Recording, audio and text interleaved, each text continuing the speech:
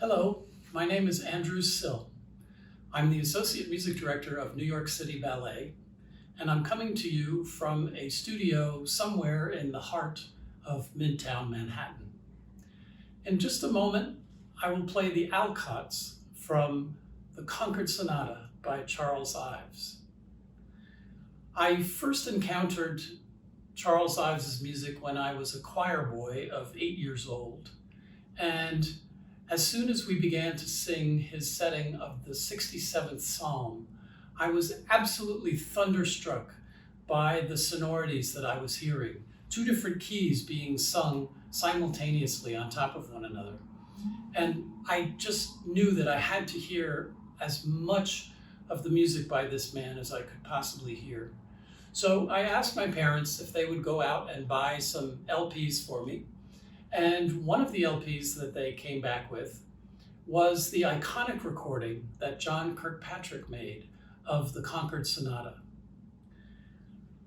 I wish I could tell you that I fell in love with this piece right away, but the truth is that I didn't love it at first. It did, however, have some kind of power over me, some sort of power that made me want to keep listening to it over and over again. And eventually, as it took hold of me, I knew that I wanted to play this piece.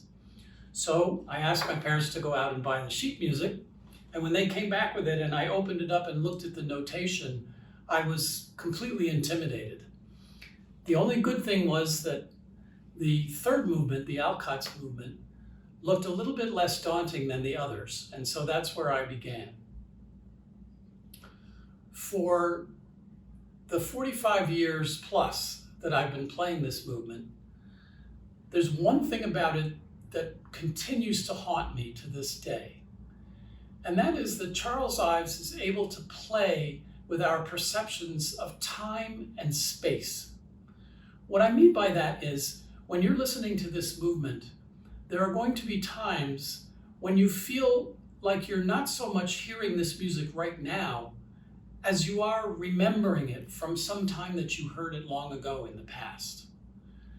And there are other places in the movement that are going to sound like they're not so much coming out of this piano right in front of me, as that they're coming from some distant place.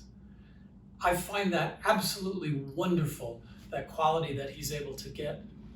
And it's a privilege for me to be able to play this for you.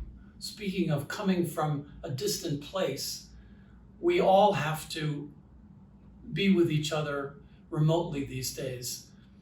I'm as deeply moved as ever by the fact that we have this hunger for art and for music, and I'm really encouraged by the fact that we're finding so many different ways to share that with each other, even if we can't be in the same location at the same time.